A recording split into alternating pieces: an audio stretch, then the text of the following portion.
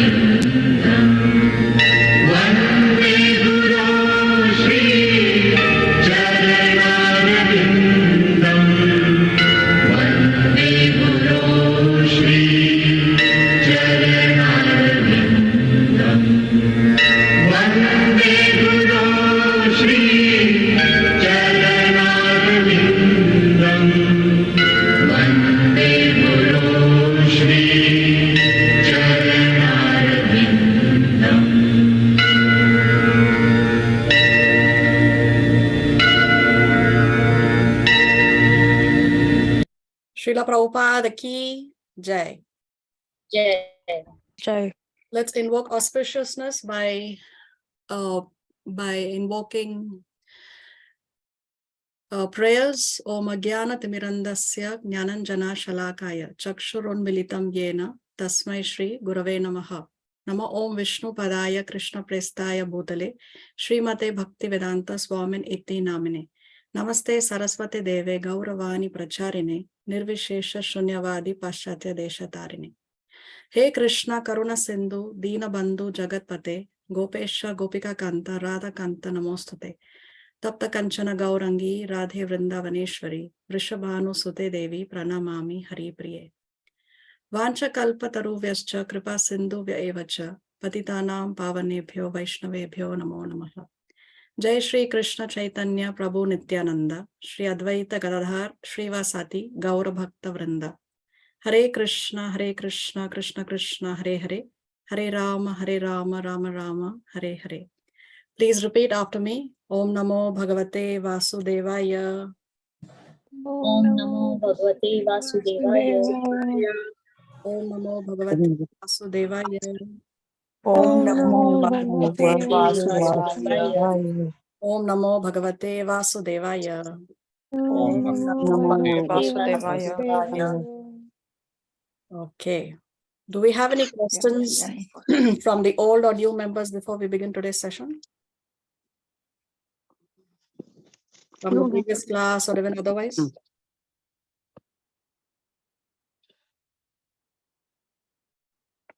Okay. So what did we see in the previous class? We are on chapter number 1. Chapter 1. What is the title of chapter 1? Karma Yoga. Title of chapter 1. No. Like this one. Observing the armies in the battlefield of Kurukshetra.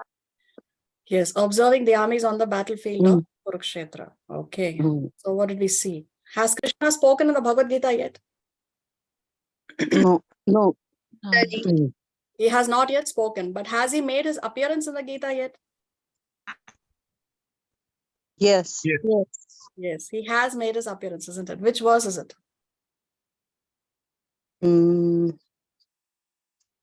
Sorry? In which shloka, in which verse does Krishna make his first appearance in the Bhagavad Gita? On the previous class. 15. What's that? No. Krishna Kumar? 15. 15? Yeah. When he blew his conch shell. Okay. Anybody else wants to try?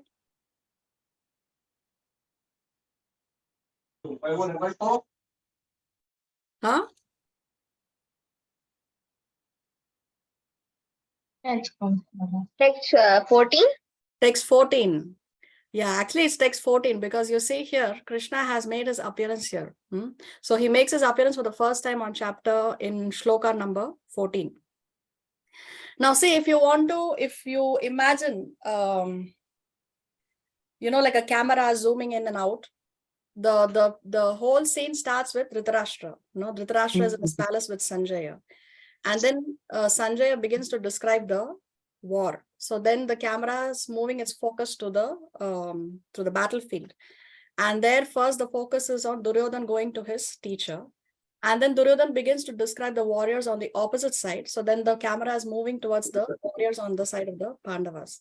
Then he begins to describe the warriors on his own side. So the camera is again focusing to the side of the Kauravas. So you see how to get a picture of what's going on, it'll be easy for you to imagine like that.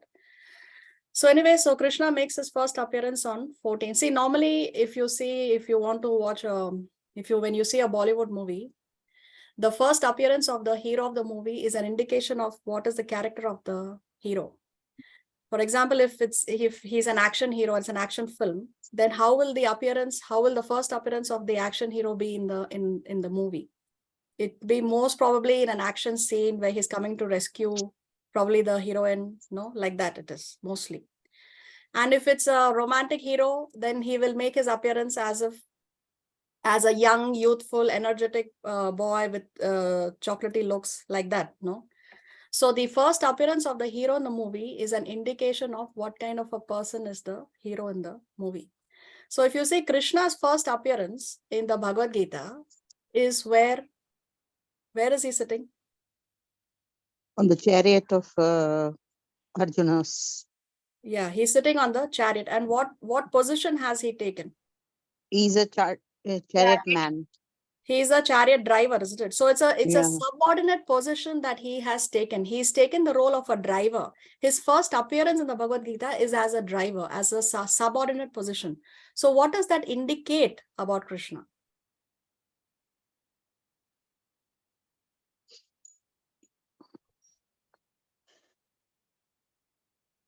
What does that indicate about Krishna? He is a servant. Servant of His Arjuna. devotee. He is a servant, or he takes the position voluntarily, isn't it? Voluntarily. He's actually God, right? He is God. He's the supreme personality of Godhead, but he voluntarily takes a subordinate position. He voluntarily takes the position of a servant. So this is Krishna's first appearance. The camera is zooming in. The Krishna is, of course, the hero of the Bhagavad Gita, and when he makes his first appearance, then that indicates that how Krishna willingly takes the subordinate position for his devotees. So why does he take this subordinate position is because he loves his devotees. Okay. And of course, the devotees also love Krishna. So it's a very, very sweet relationship of the Lord and his devotees. Okay. Now in Shloka 8, I wanted to discuss. Here in verse 8, we discussed how when Duryodhan mentions the personalities on his own side, he fails to mention Krishna. So we discussed how because of his blindness, Duryodhan's blindness, he fails to see someone who is actually present. So he makes Krishna, who is present, as though he is absent on the battlefield. Now, is there any personality in this list who is actually not present, but he mentions him as though he is present on the battlefield? Karna, isn't it? Karna is not even present on the battlefield, but he mentions Karna. And where does he mention Karna? Immediately after great stalwart warriors like Bhishma and Karna, immediately after Drona and Bhishma, he is mentioning the name of Karna. So you see, Karna is not even present. So he is mentioning Karna as if he is present on the battlefield, and that too at such a exalted place he is placing him immediately after Bhishma and Dronacharya. So again, we see how what Duryodhan speaks here reveals his mind, right? He speaks, but he speaks and he speaks the names of Karna, and it reveals the mind of Duryodhan. Yes.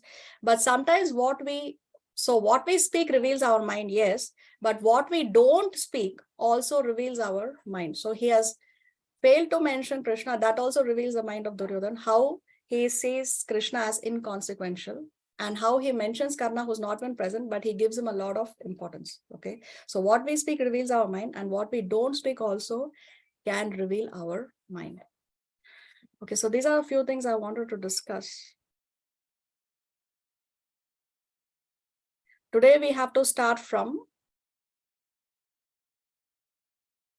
text 21. So text 21 marks the beginning of the conversation between Arjuna and Krishna. So now we begin with Arjuna Uvacha. The word Uvacha means said. So for Arjuna, for the first time, now he's going to speak in the Bhagavad Gita. And this marks the beginning of Arjuna Krishna Samvad. So this is the importance of this particular verse. Okay.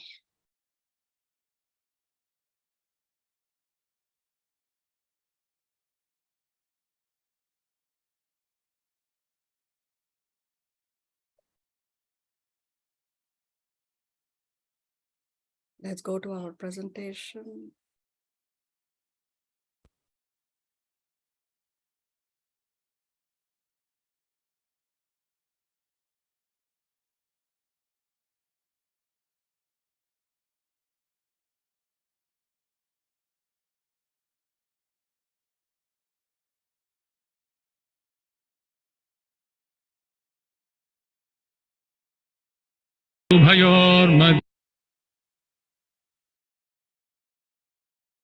Who can read today? Any volunteers to read, please? Can I read? Yeah, I heard two voices. I don't know who spoke first. Okay, go ahead, Mataji, you can read. Okay, Saket, was that you? Yes, Mataji.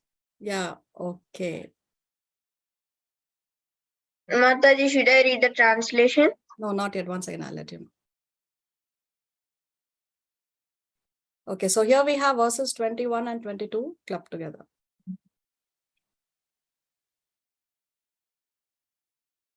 उभयोर्मध्ये रथं स्थापयमेच्युत यावदेतान्निरीक्षेऽहं योद्धुकामानवस्थितान् कैर्मया सह योद्धव्यम् अस्मिन् रणसमुद्यमे. Now, yes, Saket. Translation. Arjuna said, O infallible one, please draw my chariot between the two armies so that I may see those present here who desire to fight and with whom I must contend in this great trial of arms. So Arjuna Krishna Samvad begins with Arjuna making a request to Krishna. And what is the request that he has? It is that he wants Krishna to take the chariot between the two armies. Now, remember the conch shells were all blown in the previous class. We saw how the conch shells have been blown. And so everybody is all set to fight. And Arjuna has no doubt whatsoever in his mind that he wants to fight the war. In fact, Arjuna had taken a vow that whoever tells me to put down my Gandiva, I will kill that person. So he was so determined to fight Arjuna. Everything was all set, but now, there is a dramatic twist that now Arjuna suddenly he's saying that, please take my chariot between the two armies. So one is like, what for? What is the need? So anyway, Arjuna is now saying that, please draw my chariot between the two armies. And what is the reason he gives? The reason he gives is that, so that I may see those present here who desire to fight and with whom I must contend in this great trial of arms. So he wants to see who are the people who have gathered there and who are these people with whom now he has to fight, because there are many kings and warriors who have come from different kingdoms to support either of the two parties. So now he wants to see who are these people who have come to gather over there. By what name is Arjuna referring to Krishna in this verse? Infallible one. Yeah, so what is the name in Sanskrit? Achyuta. Achyuta, yes. What does that name Achyuta mean? We see here as synonyms, as Saket said, O infallible one. So what does that mean, infallible? one who never falls, okay, or one who never fails. So Achyuta means one who never fails, but Krishna never fails in what?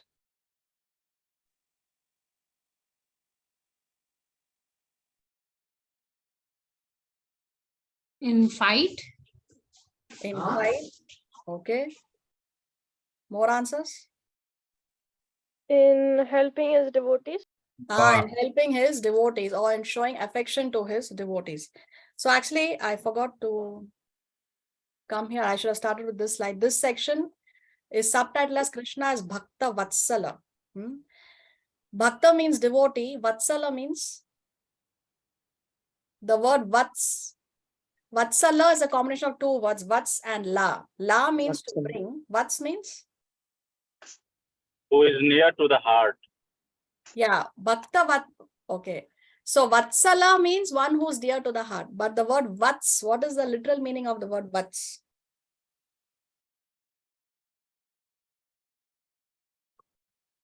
When something is very dear to our heart, what do we do?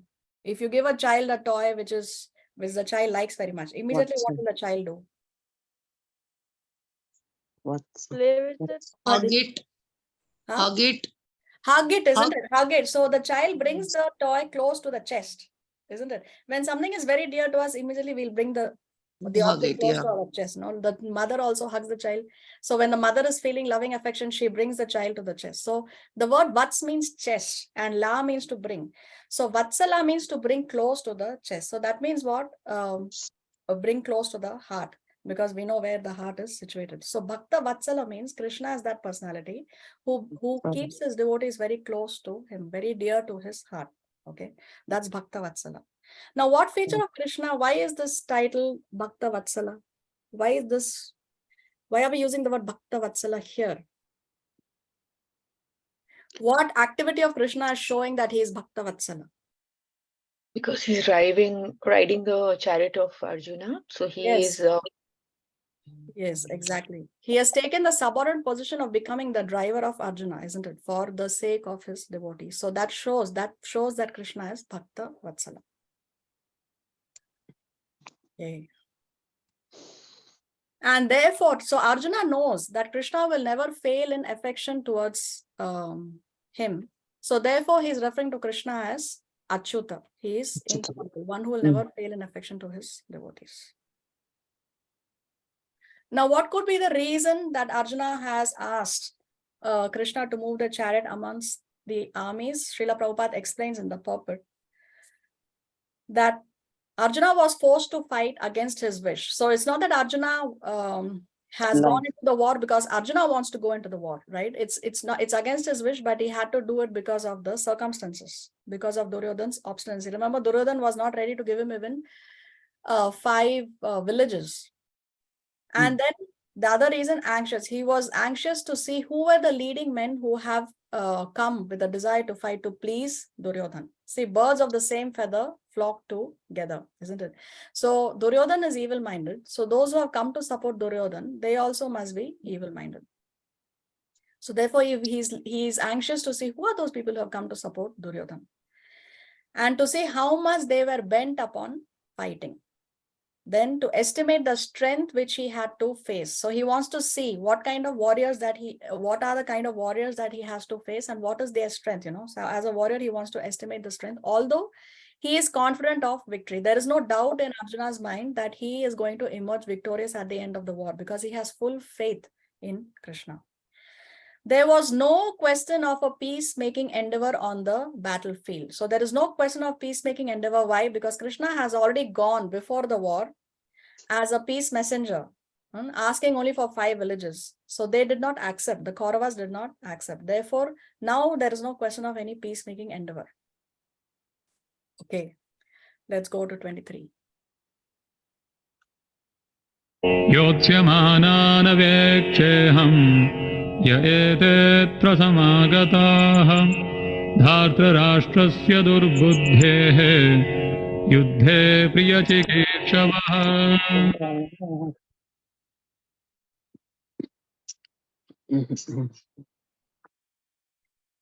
Translation. Let me see those who have come here to fight, wishing to please the evil-minded son of Dhritarashtra. So Arjuna continues to speak. See, in the previous verse, we saw Arjuna Uvacha, which means Arjuna speaks. Now there is no Uvacha. So who is speaking the verse? The one who was the last speaker, he continues to speak. Okay, so Arjuna continues to speak here. What is Arjuna saying? That he wants to see who have come here to fight, wishing to please whom? See how he's referring to the son of Dhritarashtra. Who's the son of Dhritarashtra? Duryodhana. Duryodhana. So he's saying who have come to please the evil-minded Duryodhana. So he's seeing Duryodhana as Durbuddhir. And Duryodhana here is referred to as Dharta Rashtrasya. Dharta Rashtrasya means the son of Dhritarashtra. Okay. So see, again, as we discussed earlier, because he is referring to Duryodhana as Durbuddhir, evil-minded, obviously he is thinking that those who have come to support him, they are also evil-minded. 24. Sanjaya Uvacha Evamukto Hrishikesho Gudakeshena Bharata Senayorubhayor Madhye Sthapayitva Rathottamam.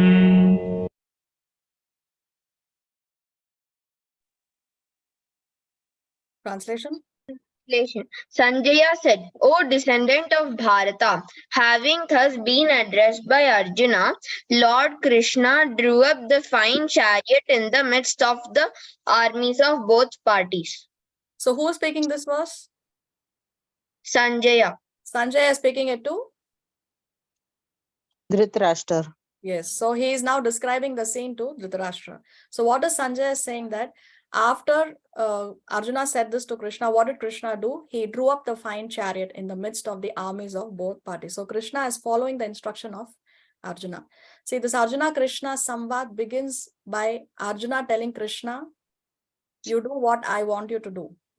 Because Arjuna told Krishna, take my chariot in the middle of the battlefield, and Krishna follows his instruction and he does it. So this Samvad begins with Arjuna telling Krishna, you do what I want.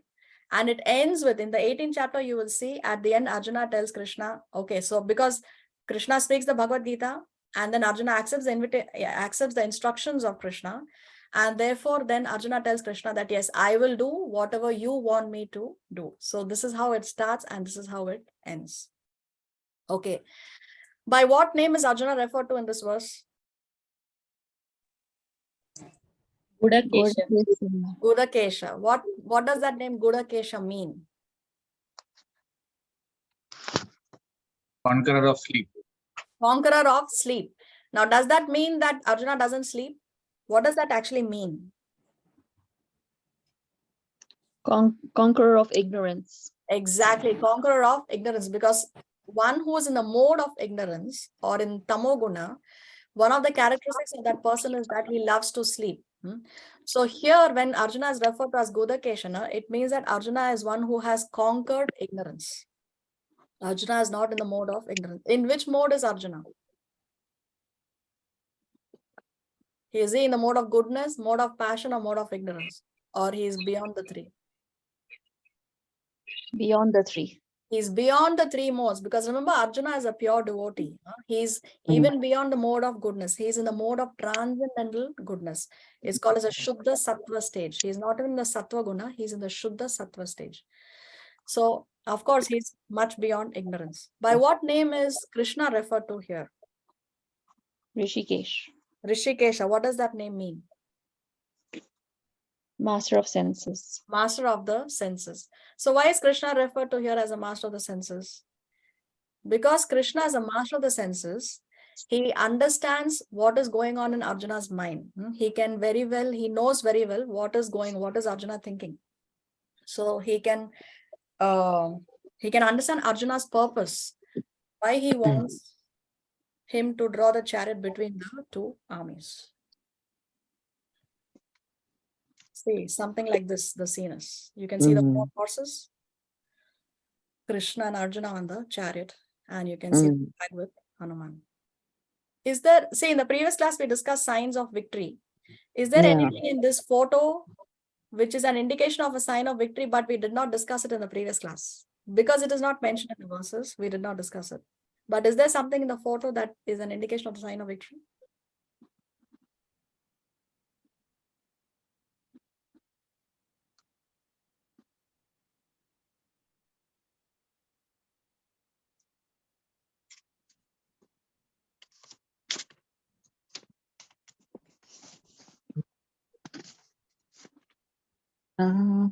What are we missing?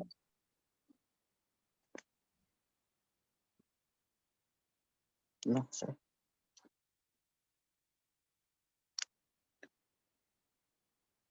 Anybody can take a guess? It's very obvious. Arjuna is actually famous for that. He analyzes the situation. Okay, what is this? The bow and arrow. What is Arjuna's bow called? Gandhirva. Yes. Is it an ordinary bow? No. Who gave it to him? Okay. Fire god given by the Agni Dev. Yes. No, Agni Vayudev. Dev? Yes. Vayudev. Yeah. Wait. It's actually, the thing is, Varun Dev gave it to Arjuna upon the instruction of Agni Dev. So it was a joint venture, so to speak. Okay, so say here is another beautiful picture where Krishna has drawn the chariot between the two armies. You can see the vast armies here. The description given is that as far as you could see, the armies were there. You could not see the last man in the army. So many people were there on the battlefield. And here he is right in the middle. So now Krishna is going to follow the instruction. Where is that? Yeah, 25. भीष्मद्रोणप्रमुखतः सर्वेषां च महीक्षिताम् उवाच Partha पश्येताम् समवेतान् कुरूनिति. Translation. In the presence of Bhishma, Drona and all the other chieftains of the world, the Lord said, just behold Partha, all the Kurus assembled here. So this is the first time that Krishna is speaking in the Bhagavad Gita. And how much does he speak? Is he speaking an entire verse?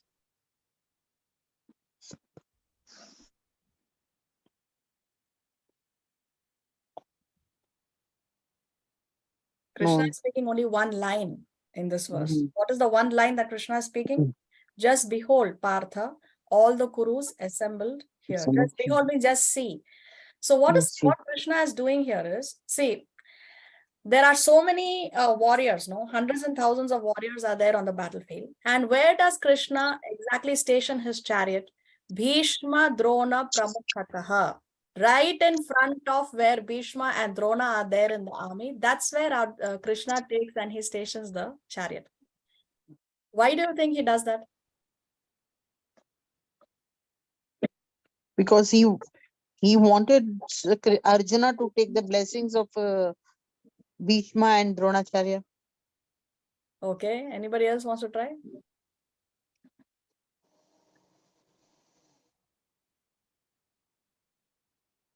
Because he was grandfather of Arjuna. Okay. Anybody else?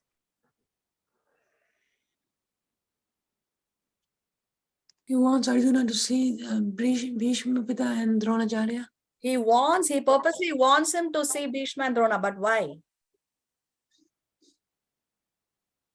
So that he may get confused and ask the Gita Gyan. Exactly. So that, very nice. So that he gets confused and then the stage is set for Krishna to speak the Bhagavad Gita. Very nice. So see, we know that Krishna already knows that Arjuna is going to say that he doesn't want to fight, right? Krishna already knows what is going to happen. He knows past, present, and future. So by bringing the chariot right in front of Bhishma and Drona, he's speeding up the process so that quickly he can get into illusion and quickly he can. So the stage is set for Krishna to speak the Bhagavad Gita. So Krishna very intelligently places the chariot right where Bhishma and Drona are present. By what name is Krishna mentioned in this verse? Partha.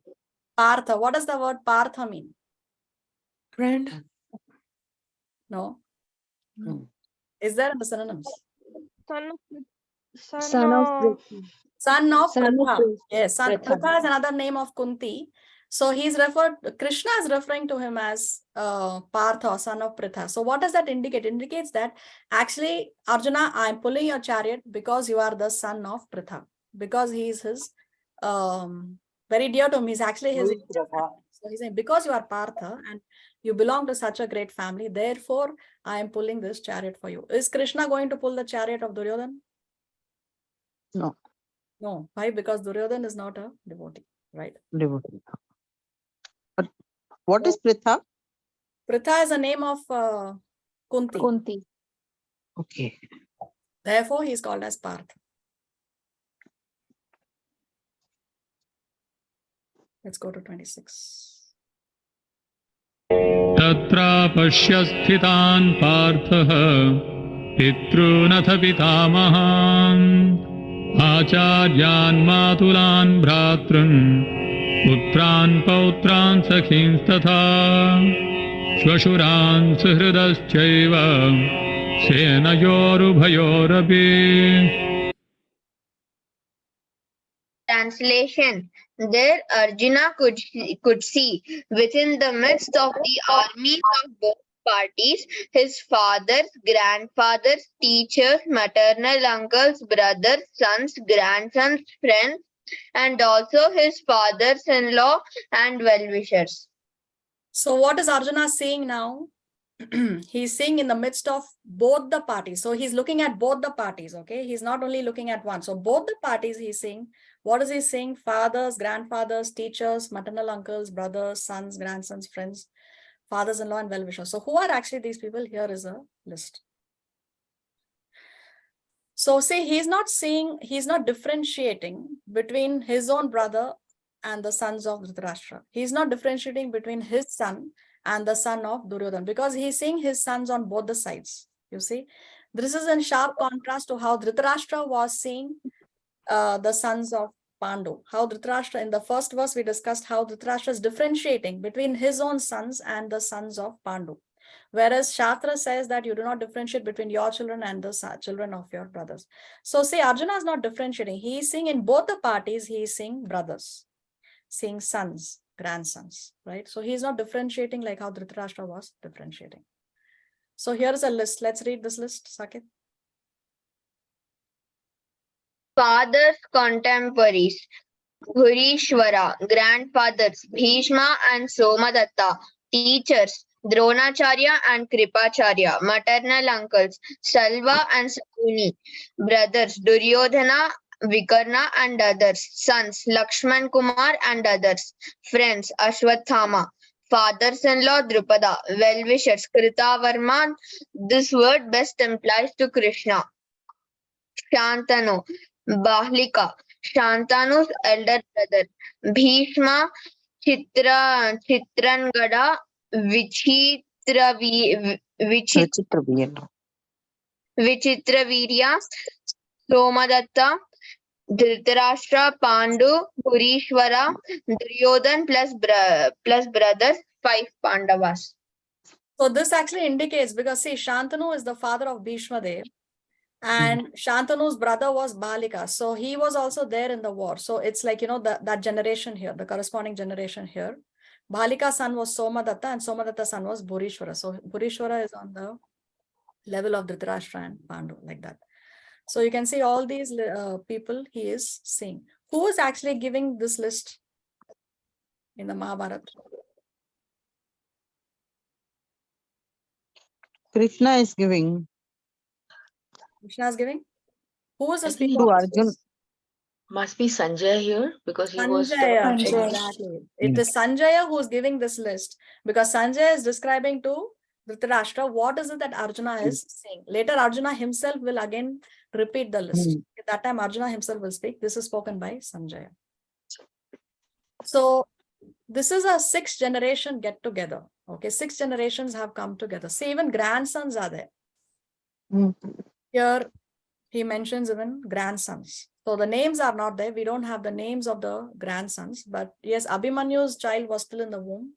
But there were others on the Kaurava side. There were even grandsons were present on the battlefield. So 6 generations have come together. And this is actually a very joyful occasion that 6 generations have gathered. But it has turned into a very, very grievous occasion because of the circumstances. Okay. 27.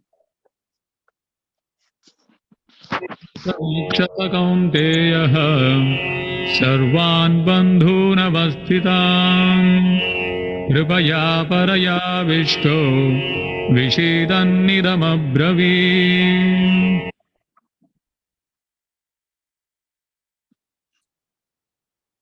Translation. When the son of Kunti, Arjuna, saw all these different grades of friends and relatives, he became overwhelmed with compassion and spoke thus. So, starting from this verse, we will see Arjuna's reasons why he does not want to fight the war. And they are broadly categorized into 5. So the first of the 5 reasons is compassion.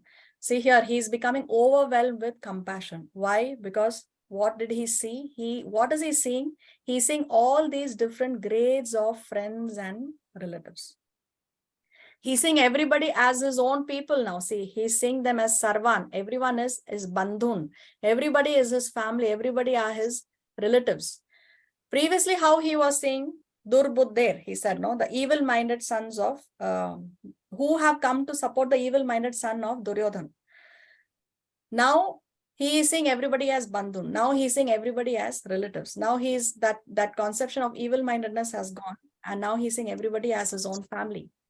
And because he's seeing everybody as his own family, now he's becoming overwhelmed with compassion. Kripaya.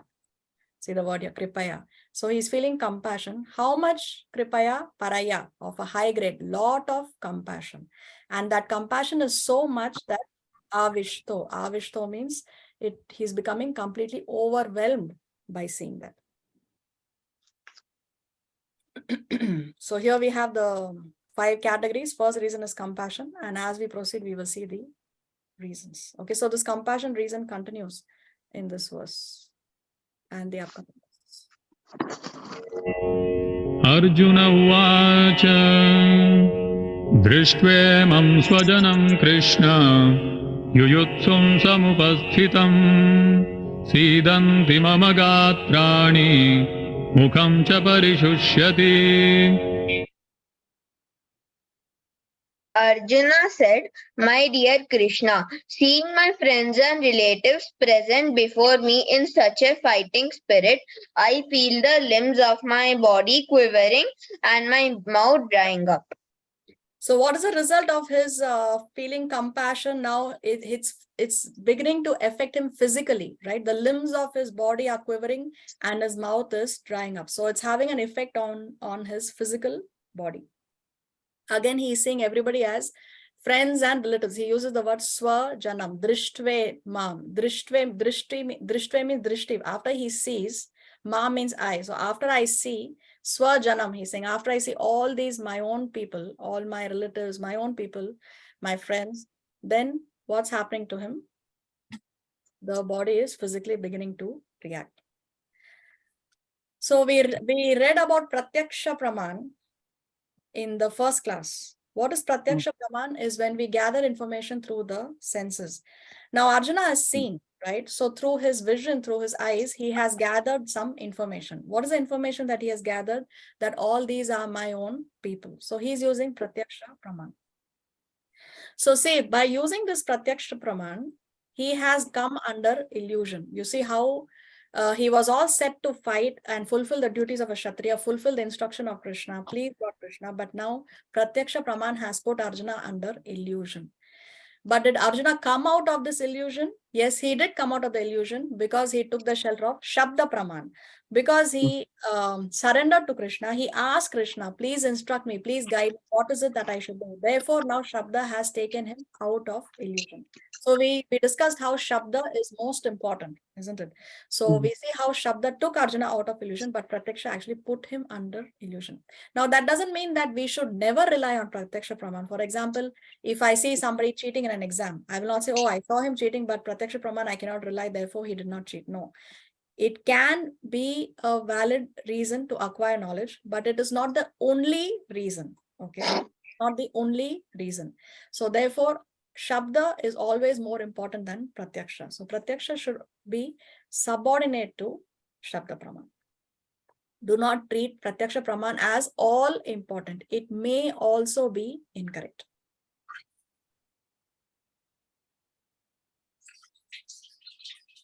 So here, as we discussed, Arjuna was under illusion, but he came out of illusion because he took the shelter of Shabda Praman. Can you identify the people on the picture here, the second picture on the right? Kekai Kaikai and Mandodari. No. Mandodari. not Mandodari. No, Mantra. Mandodari. Mantra. Manthara, yes. Manthara. What does the name Manthara. Manthara mean? Mantra. Who churns? One who churns, yes, very nice. Churns what? Churns your mind with her talks. Churns the mind. Yes, man means mind and manthana means to churn. So mantra is that person who churned the mind of Kaikai. So see, Kaikai also used Shabda Praman, right? Now she using the sense of hearing. So she also used Pratyaksha Praman, I'm sorry. But did she come out of illusion? Yeah, Kaikai came out of illusion? but Not really. very Yeah, late. much later after she already took the rash decision, isn't it? She did Yeah. not consult a superior authority on what is right and what is wrong. So therefore it led her, because she did not take the shelter of Shabda Praman before she took that rash decision of sending Ram to the forest. Therefore now Pratyaksha has led to injustice in the kingdom, isn't it? So it's always important when we are in doubt. It's always important to take the advice of a superior authority. Always take the guidance from Guru, Sadhu, and Shastra. If we don't do that, then we will not be able to come out of illusion and we will end up taking the wrong decisions. So when Arjuna was overwhelmed by Pratyaksha, he consulted Shabda. On the other hand, Kaikai acted upon Pratyaksha without consulting anyone for the result. She failed to attain a proper understanding and took an unfair decision. 29. वेपथुश्च शरीरे मे रोमहर्षश्च जायते गाण्डीवं शृंसते हस्तात् त्वक्चैव परिदह्यते. Translation. My whole body is trembling. My hair is standing on end. My bow Gandiva is slipping from my hand and my skin is burning. So the physical symptoms continue here. He says that his body is trembling, his hair is standing on end.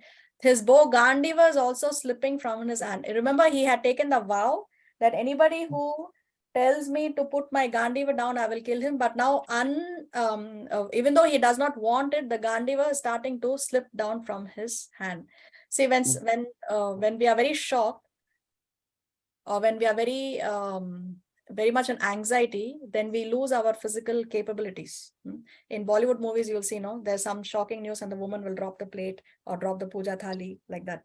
So this is what is happening with Arjuna. Gandiva is slipping from his hand and he says that his skin is burning. Now for Arjuna, for a Kshatriya of a caliber of Arjuna to go through this it shows that it's a very, very terrible situation for Arjuna. Normally, the men are not so emotionally inclined that, they lose their physical capabilities because they are in anxiety. Usually, it's the women who are more emotionally inclined than men. Psychology says that. So Arjuna is a man. Now he's not an ordinary person. He's belonging to a royal family, and he's a Kshatriya, and he's the best warrior on the planet. And still he's experiencing that the Gandiva is slipping from his hand, and he's not able to keep it on him. Now, the Nectar of Devotion, which is a book, it's Bhakti Rasamrita Sindhu. It's a book written by Srila Rupa Goswami. Srila Rupa Goswami is a direct disciple of Sri Chaitanya Mahaprabhu. Chaitanya Mahaprabhu is none other than Krishna himself, who appeared some 500 years ago in the mood of Srimati Radharani. In fact, Sri Mayapur Dham is the birthplace of Chaitanya Mahaprabhu. So Srila Rupa Goswami writes in his Nectar of Devotion that there are ecstatic symptoms of love of God. When one is feeling a lot of ecstasy in pure love of God, then there are some symptoms that show on that person. What are those 8 symptoms? Let's read points 1 to 8, Saket. Inertness, perspiration, standing of hairs on one end, failing in the voice, trembling of the body, paleness of the body, tears in the eyes, trance. So these are the symptoms that one feels when one is highly ecstatic spiritually. Okay. Now, Arjuna has displayed 4 out of these 8 symptoms. Right? He is also saying that his body is trembling, hair is standing on him. I'm sorry, 2 out of the 8. But he's also feeling the other symptoms of skin is burning and Gandiva is slipping from his hands. Now, this body trembling and hair standing on end could happen in 2 occasions. One is great spiritual ecstasy, which we saw in the previous slide, and the other is distressed material condition. Now, which of the 2 options applies to Arjuna? Is he feeling spiritual ecstasy or is he feeling distressed material condition? Distress material. Material condition. Distressed material condition. So that means now he's on the material platform. Now, we have to remember throughout the course, okay, that Arjuna actually, he is a pure devotee and he is never on a material platform. He is put in this situation by the Lord so that the Bhagavad Gita can be spoken. So this is like a stage play, like a drama, okay? Never is Arjuna going to be on the material platform. This is just for us to get this knowledge that this whole drama was played out. Okay, 30. न च शक्नोम्यवस्थातुं भ्रमतीव च मे मनः निमित्तानि च पश्यामि विपरीतानि Keshav. I am now unable to stand here any longer. I am forgetting myself and my mind is reeling. I see only causes of misfortune. O Krishna, killer of the Kesi demon. So previously we saw his physical distress. Now after physical, now even mentally he is being in distress. So he's saying my mind is reeling. I am forgetting myself. So now even mentally he is distressed. Okay. And what is he seeing? He is seeing everything as only misfortune. He sees that there's no good fortune that is going to come from this war. See, he's using the word viparitani. Viparita means he's just the opposite, which means there is nothing auspicious that is going to come out of the war, he's saying. By what name is he referring to Krishna here? Keshava. Keshava. Yes, Keshava. It means killer of the Keshi. Killer of them. So why is he referring to Krishna as Keshava here? What is the reason?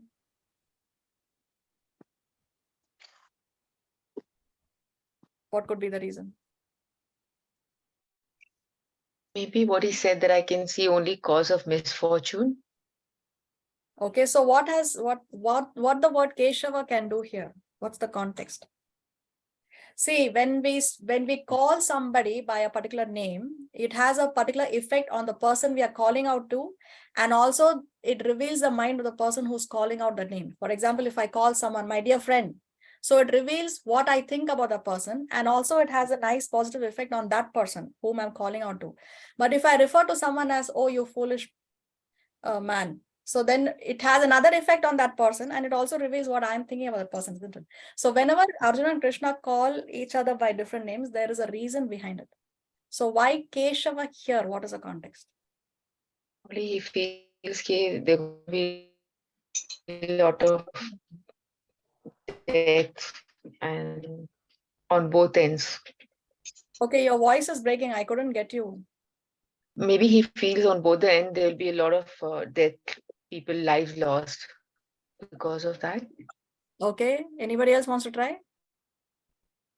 I was doing number 2. वो He अंदर नहीं wants गई to ये kill potty. demons. Keshava Encourage मत करना, means? पानी बाहर आ जाएगा. Keshava means? Killer of The Keshi. killer of the Killer of Killer of Keshi Keshi demon. demon, isn't it? So Yeah. because Yes. Krishna is the killer of a demon, ये आ रहा है. okay, therefore now मैं इस महीने आया नहीं ना. Arjuna. Okay, Shivani, you need to mute, please. Okay. So because Krishna is the killer of a demon and Arjuna now has doubts in his mind, he's referring to Krishna as Keshava, indicating that you can kill the demon like doubts in my mind. So that's the context here. Okay. Let's read this, Saket.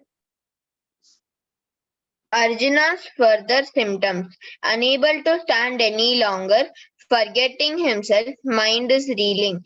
Excessive material attachment leads to mental weakness, which in turn leads to forgetfulness. Arjuna sees only misfortune, thinks that victory will only bring lamentation. He is unhappy because he sees his own self-interest instead of submitting to the will of Krishna. So we see now Krishna is unhappy. You can see how, Arjuna is unhappy. You can see how Arjuna is feeling so miserable, no, physically, mentally. So what is the reason here is because his excessive material attachment to the bodily relations has now led to his mental weakness. He says, no, that I'm not able to, what's the exact word? He says, my mind is reeling and I'm forgetting myself. So that excessive material attachment has led to his mental weakness. And that in turn led to forgetfulness. What has Arjuna forgotten? What is the most important duty? His duty is to fight against the Kauravas. Is to fight. Why he has to fight? Why he has to fight? Because he's a Kshatriya. Is there a reason greater than that? To establish the, what do you say? The dharma. Okay. Is there a reason greater than that? Higher than that? Because the insult which Duryodhana and Dushashan did in the court to Draupadi. Okay. Anything higher than and that? they have taken he had taken the vow to destroy them. Okay. Anything Because Krishna wants him to fight. Exactly. Bottom line is that's what Krishna desires. So at the end of it, we want to do what pleases the Lord, isn't it? Because when the Lord is pleased, automatically we are also happy. If the Lord is happy, we are also automatically happy. We cannot enjoy independently from God. Just as how if there's a rich man and he has a son, if the son is with the rich father, he's going to live a comfortable life. But if the son decides, okay, I'm going to walk out of the house, then he's going, trying to, because he's still unintelligent, he's still very young, does not still have the maturity. He separates from his father. And then what happens? There is suffering. But when this lost son is reunited with his father, then again, now the son is going to be happy. So we have lost our relationship with God, our Father. Therefore, we suffer. But if we can revive our relationship with God, then we will be happy. Just as how when we water a tree, we don't have to water the leaves, the fruits, the branches separately. We just water the root and the water is automatically distributed to all parts of the tree, isn't it? So when we please the Lord by doing what the Lord wants us to do, then automatically we will also be happy. We don't have to independently enjoy. We cannot independently enjoy. Just as how we do not independently water the leaves or the fruits or the branches. We just water the root and that's it. In the same way, when the Lord is pleased, then we are also happy. So Arjuna is suffering here because he wants to do something that is against what Krishna desires him to do. Therefore, his pathetic material, physical and mental condition. Another example is when we eat food, the food goes to the stomach, but the energy is distributed to all parts of the body. We are not separately putting food through the ears, through the nose. No, we just put it through the mouth, it goes to the stomach, and the energy is distributed to all parts of the body.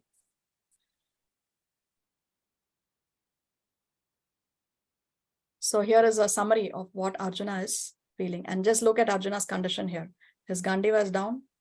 Look at his quiver of the arrows, and you can see such pathetic condition of Arjuna. For that to a Kshatriya of his caliber. Let's read this. Carpet 130. 1.30. Everyone is interested in himself and his own welfare. No one is interested in the supreme self. One's real self-interest lies in Vishnu or Krishna. The conditioned soul forgets this and therefore suffers material pains. Arjuna thought that victory in the battle would only be a cause of lamentation for him. Arjuna is showing ignorance of his real self-interest by Krishna's will. So Arjuna is showing ignorance of the real self-interest. His real self-interest and the real self-interest of all living entities is just to do the will of the Lord.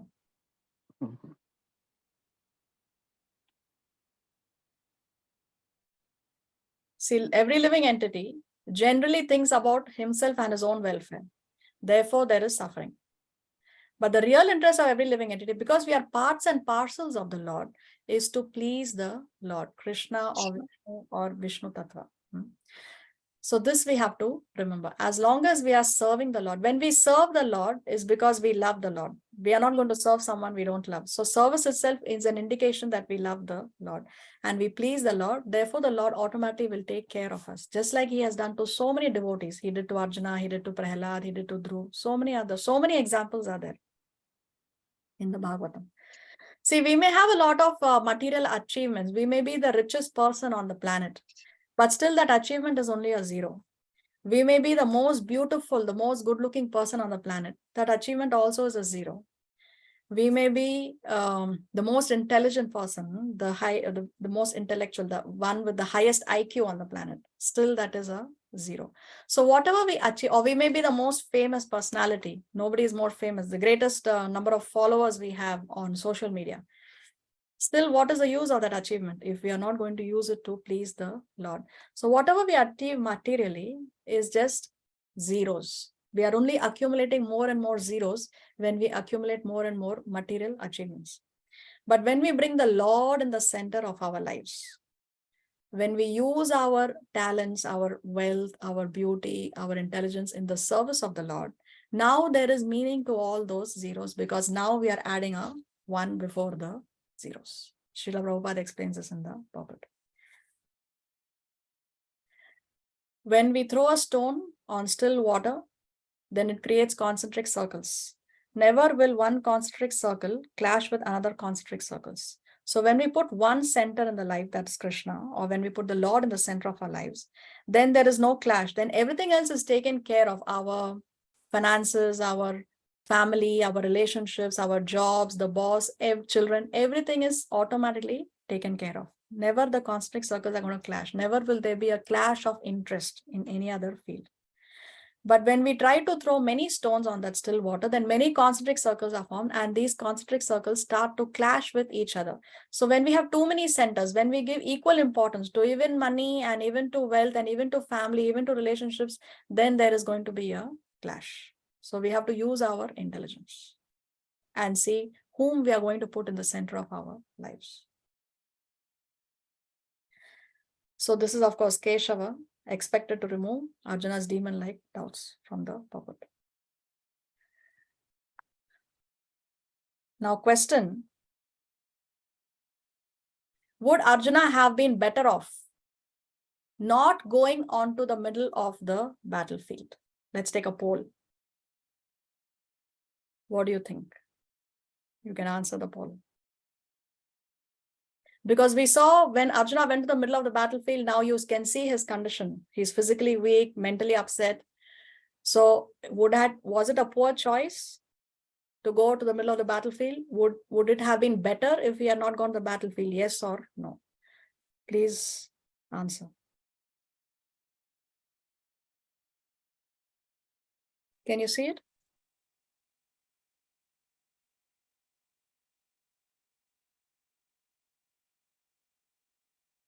Yeah.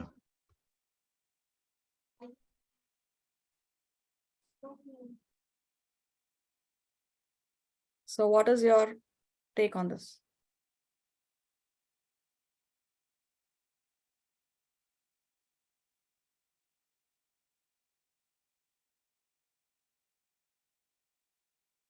Yes or no? Actually, I launched the poll here. I think you're not able to see the poll on the screen. I can see the poll and I polled already. Oh, you poll already, because I get here that 0% participated. No, I also polled. Even I have also polled. polled. No, actually you have to Everybody submit. sent Mataji. You have to submit after that. Yeah, I submitted. Yeah, we also submitted. Well, I get here 0 of 38% have participated. Okay, so Also, shall I end the poll? Yeah, because we have done already. We've already done. Okay, I don't know why I get this. Okay, I'm ending the poll now.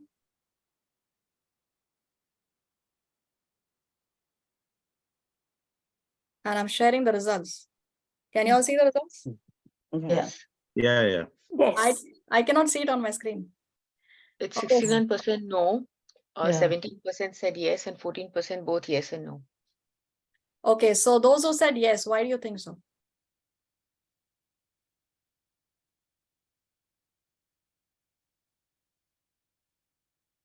Because by coming to the middle of the battlefield only, he was able to see all these people together. Had he not seen them, he would be seeing only the front of him. Doubt would not have come in. Your voice is breaking, Krishna Kumar. I'm not able to understand properly. Because he came to the middle of the battlefield, that he could see both people from his side and other Kauravas. Had it been only on one side and he could only see the person who is in front, which would be the Kauravas, and he was anyway angry with them to kill them. So he wouldn't have taken this. So therefore, Parasa. he would have been better off if he had not gone to the middle, you're saying. Okay. Yes. Okay. More Yes, just to have awakening, Mataji, so that everyone could hear what Lord Krishna has to say. But Arjuna doesn't know that Krishna is going to speak the Gita, or probably he does. I don't know. Does Arjuna If he know? hadn't,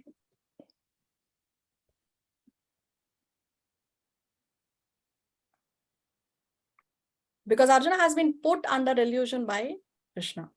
exactly. More perspectives? Hare Krishna Mataji. I think it's good that he was taken there because only after that he got under illusion and Lord spoke the Bhagavad Gita to him. Yeah, because he went there in the middle of the armies, therefore it facilitated that Krishna can speak the Bhagavad Gita. Very nice. Anybody else wants to add anything? I wanted to say, yeah, of course, he went to the middle. That's why the Gita is spoken. Apart from that, we saw he was trembling and all this confusion. It is good that he cleared everything before the war. Otherwise, if he went in the middle of the war, he could have another situation. And that time, it will be difficult for Krishna to convince him. So he probably would have been overwhelmed later. In the middle of the war, he probably would have felt compassionate and felt overwhelmed, you're saying. But now in the middle of the war, he's not going to feel overwhelmed because he's already received the knowledge of the Gita. Very interesting. Right. Okay. Anybody else wants to say anything?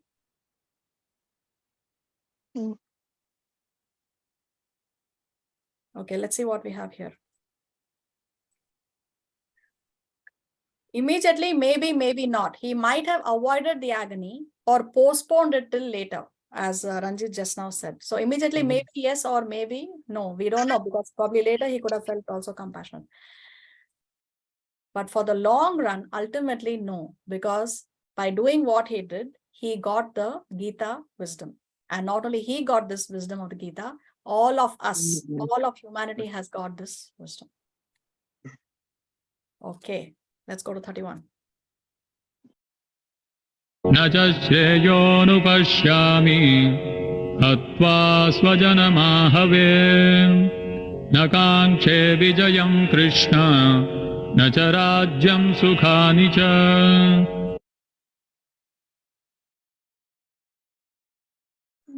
Translation: I do not see how any good can come from killing my own kinsmen in this battle, nor can I, my dear Krishna, desire any subsequent victory, kingdom, or happiness. Okay, so this is the second reason why Arjuna does not want to fight the war, which is enjoyment. He is thinking that he will not be able to enjoy the kingdom after he wins the war. So first reason was compassion. Now that is done with the previous verse. And now second reason from now onwards, we'll see enjoyment reason. So he's saying that I do not see how any good can come after I kill my own kinsman. So again, he's thinking of his own benefit. He's not thinking about what is going to please the Lord. So say one lesson that we get here is Arjuna saying, I do not see how any good can come. So he's saying, I cannot understand how anything good can come. So sometimes there are things that we also cannot understand why something is going on, or why does the Shastra say this? I'm not able to understand this. So just because I am not able to understand something, it does not mean that it makes no sense. It makes sense. It's just that I do not have the intelligence to understand it. This is another lesson, that important lesson that we have to use in our own personal lives. That which is incomprehensible is not necessarily insensible. There are many things that we cannot understand, but it only means that I do not have the sufficient intelligence to understand it. It doesn't mean that thing does not make any sense or that is false. So Srila Prabhupada gives this analogy in the purport that Arjuna saying that I don't want to fight this war because I will not enjoy after the winning of the war. It's like a cook saying that I'm not going to cook because I am not hungry. It's not about the cook being hungry or no. It's not about Arjuna who's going to feel happiness or no. That's not important. That's not of prime importance. That doesn't matter. He just has to do his duty. And here, see, Arjuna uses the word Shreyas, Shreyo. So Shreyo means that which gives you long-term benefit. So there are two words in Sanskrit, Shreyas and Preyas. Let's understand these meanings. What is Preyas and what is Shreyas? Let's read, Sakit. Activities which give immediate result benefit are general activities, Preyas and Shreyas. So on the left side, we will see what is Preyas. Okay, so Preyas is activities which give immediate result, benefit. And Shreyas is? Activities which give ultimate result or benefit. So which is more important? Shreyas. Shreyas is more important, isn't it? Because see, sometimes if let's say one is diseased and one has to take a bitter medicine. So Preyas says immediately it may be giving me it's a bitter medicine, so I don't like the taste in my mouth, so I don't like it. That's the immediate effect of taking the medicine. But for my long term, it's good because I will be cured of the disease. So I should think of the bitter medicine that tastes in my mouth now, or I should think that no, I have to take the bitter medicine because I'm going to be cured of the disease in the long run. What I should be more focused on is Shreyas, isn't it? Because I want to be cured of the disease. So Arjuna is saying that I don't see any Shreyas. He's saying I don't see any long-term benefit by fighting this war and killing my own people. Okay, Preyas. People act in such a way that they derive immediate happiness but disregard the future. Shreyas? It is the ultimate goal. People act in such a way that ultimately they will become happy. Preyas? Appears pleasing immediately, but it will be a source of great displeasure at the end. Yeah, appears pleasing immediately. So immediately I don't take the bitter medicine. Okay, I'm happy. I don't have to take the bitter medicine. But ultimately it is going to bring me displeasure because then the disease is going to manifest even more strongly. Shreyas? Appears unpleasant in the beginning, but brings great pleasure later. Later. Okay. Shreyas? The pleasure is received by temporary sense gratification. Shreyas?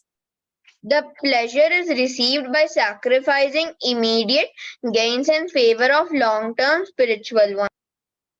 See, when we take to spirituality, when we accept a bona fide spiritual master, then immediately we may feel that, oh, there are so many problems. No, I cannot enjoy, I cannot eat meat, I cannot, go out with my friends, intoxicate myself, feel high on drugs.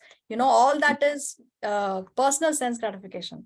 But there are rules and regulations that I have to follow. I have to meditate, I have to chant my rounds. I have to offer my food. I cannot immediately eat whatever I want to eat. So that is causing immediate, it may cause some discomfort, but for my long run it is good, because that it helps me advance spiritually and attain the goal of human life, which is to go back home, back to Godhead.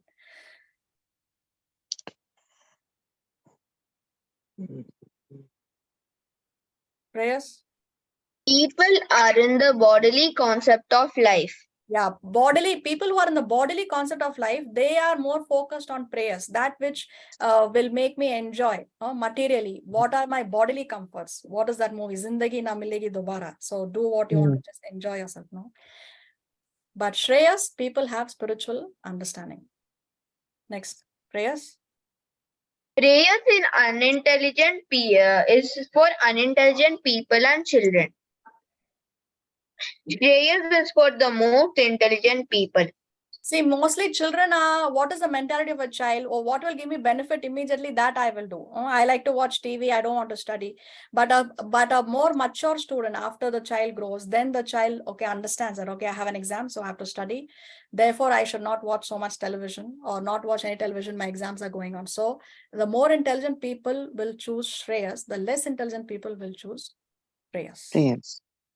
So 32, 33, 34, 35 are clubbed together, and then we will end with this. Kim no rajyena govinda kim bhogairjivitena va yeshamarte kanchitam no rajyam bhoga sukhani cha taimeva sthita yuddhe pranam styaktva dhanani cha आचार्याः पितरः पुत्राः तथैव च पितामहाः मातुलाः श्वशुराः पौत्राः श्यालाः सम्बन्धिनस्तथा एतान्न हन्तुमिच्छामि नतोऽपि मधुसूदन अपि त्रैलोक्यराज्यस्य हेतोः किं नु महि कृते निहत्य धार्तराष्ट्रान्नः का प्रीतिः स्यात् Janardan. Translation. O Govinda, of what avail to us are a kingdom, happiness, or even life itself, when all those for whom we may desire them are now arrayed on this battlefield? O Madhusudana, when teachers, fathers, sons, grandfathers, maternal uncles, fathers-in-law, grandsons, brothers-in-law, and other relatives are ready to give up their lives and properties and are standing before me, why should I wish to kill them, even though they might otherwise kill me? O maintainer of all living entities, I am not prepared to fight with them, even in exchange for the three worlds, let alone this earth. What pleasure will we derive from killing the sons of Dhritarashtra? So this is again the enjoyment reason that continues from verses 32 to 35. And he's saying that what are we going to get by this kingdom? There is no happiness. He's saying, so he's not going to enjoy the kingdom. See, just like how a child, let's say a child gets a cup in school. Immediately the child is eager to go home and show the cup to his parents, no? Because he wants someone to show it, like, look, I got this. But if the child has no one at home and he's an orphan, and there's nobody, there's nobody who's taking care of him. So he gets the cup also. There is nobody with whom he's going to share the joy. So this is what is Arjuna's mindset, that even after I get the kingdom, everybody is going to be dead. So what is the use of getting that kingdom? Because with whom am I going to share the joy of having won the war or having won the kingdom? So this is what is Arjuna thinking. And now he goes on to list all the fathers, sons, grandfathers, maternal uncles, etc., etc. So this previously was listed by Sanjaya, which we previously saw earlier in the class. And now he himself is listing all these people that he is seeing. And then Arjuna goes on to say also that I do not want to kill them, even though they might otherwise kill me. So Arjuna is aware that if he doesn't kill the opposite people, the people on the opposite side, those people will kill him. even despite knowing that, even though he's aware of that, still he's saying that I am not prepared to fight the war. And then he says that I don't want to fight with them even in exchange for the 3 worlds, let alone this earth. So even the higher and the lower planetary systems. See, the universe has 14 planetary systems. So he's saying even in exchange of the 3 worlds, the higher, middle, and the lower planetary systems, I am not willing to fight this war because I'm not going to get any pleasure. So enjoyment reason continues till verse number 35. By what names is he referring to Krishna here? Govinda. Govinda. Govinda means what? The one who gives pleasures to senses, cow, land. Exactly, yes. So one who gives senses to pleasure, one who gives pleasure to senses, cow, and the land. So one who gives pleasure. So Arjuna is telling Krishna that you are one who gives pleasure.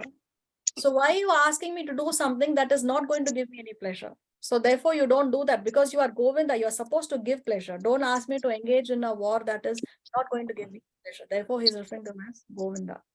Then what are the names of Krishna? Madhusudana. Madhusudana. Again, so he's called Madhusudana because he's the killer of the demon Madhu. So again, so that he can kill the demon like doubts. More names. One more name. Janardhan. Janardhan. Janardhan means?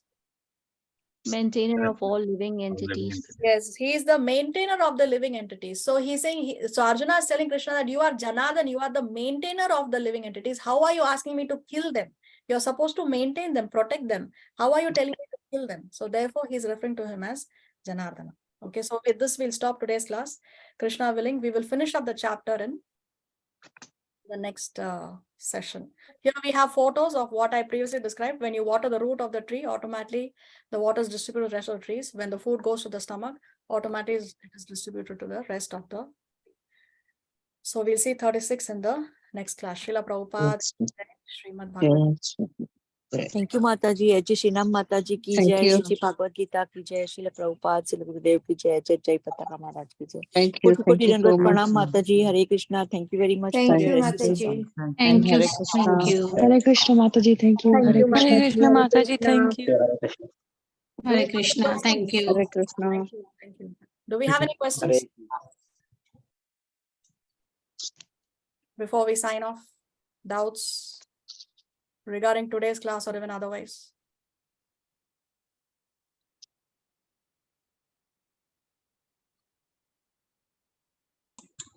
No? Koti koti dandavat Mataji, Srila Prabhupada, Srila Gurudev ki jai, Gopinath ki jai. Thank you, Mataji. Hare Krishna. Thank you very much. Vansha kalpatarubhyascha kripa sindhu vyaivacha. Patitanam pavanebhyo vaishnavebhyo.